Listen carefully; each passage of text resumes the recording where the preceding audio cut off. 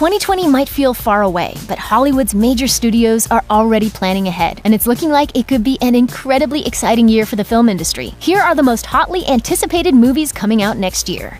17 years after the release of Bad Boys 2, audiences will finally get to see another entry into the classic buddy cop franchise. Sony has slated Bad Boys for Life for January 17, 2020, bringing back Will Smith and Martin Lawrence as Miami Police Department detectives Mike Lowry and Marcus Burnett. Jerry Bruckheimer is set to return to produce the project, which will be directed by Adil El Arbi and Bilal Fallah. Bad Boys for Life has had a long and difficult journey to the big screen, and many fans thought that it would never even happen, especially when the movie was pulled from the studio's release schedule and lost its initial director due to scheduling conflicts. But it appears that it's finally moving forward now and should mark a fun new opportunity for fans to enjoy the action adventures of Smith and Lawrence once again. We may not have any specific details on the movie's plot yet, but we're still pumped.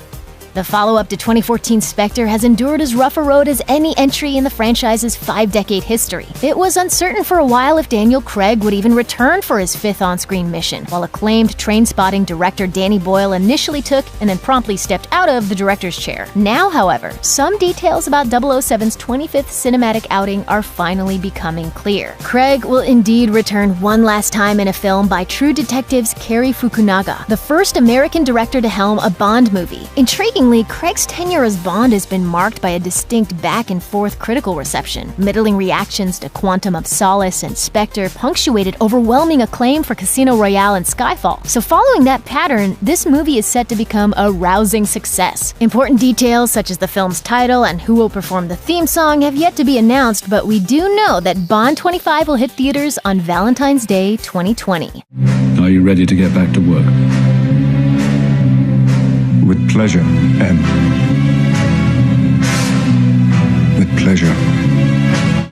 After grooting it up for Marvel's Guardians of the Galaxy movies, Vin Diesel is shifting gears for a different sort of comic book film. The Fast and Furious actor will step into the lead role in Sony's upcoming Bloodshot movie, adapted from Valiant Comics' successful comic series of the same name. The lead character is a wounded soldier who's been resurrected through the wonders of nanotechnology, and now he has to hunt down powerful outcasts called Harbingers. The comic premiered in 1992 and ran for 110 issues, with upwards of 7.5 million copies sold. Now, with the success of violent comics-derived films like Logan and Deadpool, Valiant and Sony will surely be striving for an R rating. Given this hero's taste for blood, we'd expect nothing less. Bloodshot will be helmed by visual effects artist and first-time director Dave Wilson, and will co-star Eiza Gonzalez, Michael Sheen, Toby Kebbell, and Sam Heughan, and is due out February 21st.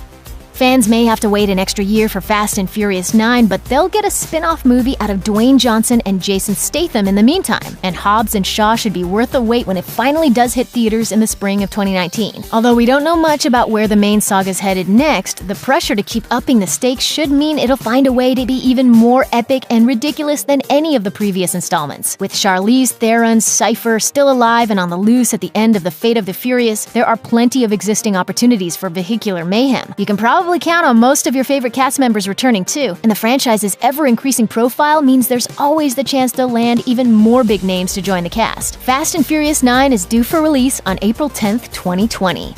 Film fans will finally get the answer to an age-old question on May 22nd, 2020, when Godzilla and King Kong face off on the big screen. Director Adam Wingard has already assured fans that his take on the two monsters will crown a definitive winner, unlike the 1962 film that first pit the two characters against each other. This will be the 4th entry in the Legendary's Monsterverse, first established in 2014's Godzilla.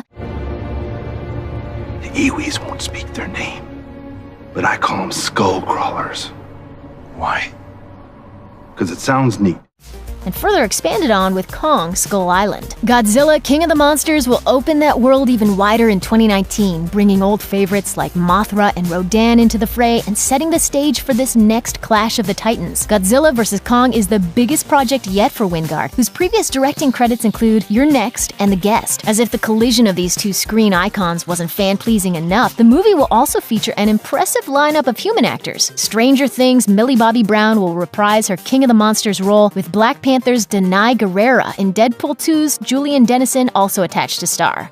Audiences haven't seen much of Angelina Jolie over the past few years. In fact, her most recent big-budget movie was 2014's Maleficent. Now, after 4 years of waiting, Disney has confirmed the return of the fairy with the horns and the high cheekbones, announcing that Maleficent 2 has started production, with Jolie and Elle Fanning reprising their roles as Maleficent and Aurora. According to the synopsis, the sequel begins several years after the first chapter and follows the complicated relationship between the horned fairy and the soon-to-be queen. Hot off her appearance in Ant-Man and the Wasp, Michelle Pfeiffer has signed on to the project as Queen Ingrid. Harris Dickinson, who has just finished playing John Paul Getty III in the FX series Trust, will step in to replace Brenton Thwaites as Prince Philip, Aurora's love interest. Joachim Ronan, who directed 2017's Pirates of the Caribbean: Dead Men Tell No Tales, will venture into the Enchanted Forest to helm the feature, which is set to hit theaters on May 29th.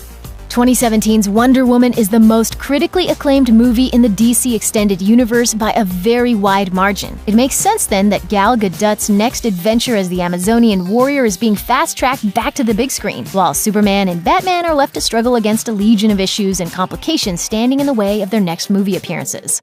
One misses the days when one's biggest concerns were exploding wind-up penguins. Diana's second solo story hasn't been without its own delays, however. Wonder Woman 1984 was pushed back from its original 2019 holiday season release to June 5th, 2020. When the movie does finally arrive, it will likely bring with it just the kind of colorful blast from the past its title promises. Filling in part of the timeline between the first movie's World War I setting and the hero's re-emergence in Dawn of Justice, Wonder Woman 1984 will see the return of Gadot, Chris Pine, and director Patty Jenkins. SNL alum Kristen Wiig also joins the fray as Nemesis Cheetah, who will clash with Diana in the depths of the Soviet Union. It's pretty hard to keep a movie production secret for very long, especially in the modern age. That's why it was so shocking when filmmaker Jason Reitman revealed that not only was he working on a new Ghostbusters movie, but that he already had a vague but atmospheric teaser trailer ready, announcing its summer 2020 arrival. The son of original Ghostbusters director Ivan Reitman, Jason has formed his own identity as a director with such offbeat, low-key dramedies as Juno and Tully. Now he's ready to direct and co-write a new chapter of the story he watched unfold on set as a child. Gil Kanan, the director of 2015's Poltergeist remake, will be sharing writing duties with Reitman. There were plenty of reasons for fans to be a little frustrated with Paul Feig's 2016 Ghostbusters reboot, but it's still a bold move for Reitman to return to the original timeline. He explained to Entertainment Weekly, "It's not a reboot. What happened in the 80s happened in the 80s, and this is set in the present day. It remains to be seen who else will be involved. Harold Ramis passed away in 2014, Rick Moranis is in semi-retirement, and Bill Murray has long been slippery on the topic of committing to another sequel. But then, who really knows what Bill Murray could do at any given moment?" I love this plan! I'm excited to be a part of it! Let's do it! Director Joseph Kosinski made his movie debut with 2010's Tron Legacy, a sequel for a generation that hadn't even been born when its predecessor was made. Now he's set to do it again with Top Gun Maverick, the 2020 follow-up to 1986's classic flyboy thrill ride. This new installment will find the original movie's hero taking the son of his fallen friend under his wing. Top Gun director Tony Scott had once envisioned a sequel to his original movie, but his death in 2010 put those plans on hold. Producer Jerry Bruckheimer remained dedicated, however, eventually hiring Kosinski and securing the commitment of original stars Tom Cruise and Val Kilmer. Miles Teller will play the son of Goose, with Jennifer Connelly, John Hamm, and Ed Harris also joining the cast. A big part of Top Gun's success was its wildly popular soundtrack, so it's lucky that Harold Faltermeyer is also returning to compose the score, with Kenny Loggins recording a new version of Danger Zone for the movie. Feel the Need for Speed on June 26th. Lin-Manuel Miranda has become one of the defining songwriters and performers of his generation. Not only did he earn a Pulitzer Prize for the monumental impact of his Broadway musical Hamilton, but he's also been a delightful presence in family film and television. Meanwhile, director John M. Chu is best known for forging a cultural phenomenon in 2018 with Crazy Rich Asians. Combining these two forces can only be a great idea. And that's exactly what's going to happen in 2020, with Chu's adaptation of Miranda's debut Broadway musical, In the Heights. Though little else has been revealed about the movie, the show examines the lives of the Hispanic American residents of the Washington Heights neighborhood of New York City. Miranda himself originally played the central role of Usnavi, a young bodega owner who dreams of returning to his familial home of the Dominican Republic. After a long and troubled development history that stretches back a whole decade, In the Heights will finally hit screens on June 26th. The Crimes of Grindelwald may have been cursed with a less enthusiastic critical response than expected, but it nevertheless continued the Harry Potter tradition of conjuring hordes of box office gold. So there's no reason for Warner Brothers, J.K. Rowling, or director David Yates to transfigure their plans for a 5-movie Fantastic Beasts franchise, and the third entry holds fast in its slated November 20th release date. The ending of the second movie left Newt Scamander and company with a number of potential paths forward. Unlike the original Harry Potter movies, the Fantastic Beasts screenplays aren't adapted directly from books, so we can't be certain just where Rowling will take her Wizarding World next. She has dropped some hints, however, including the possibility that Fantastic Beasts 3 could take place in Rio de Janeiro, a few years after its predecessor.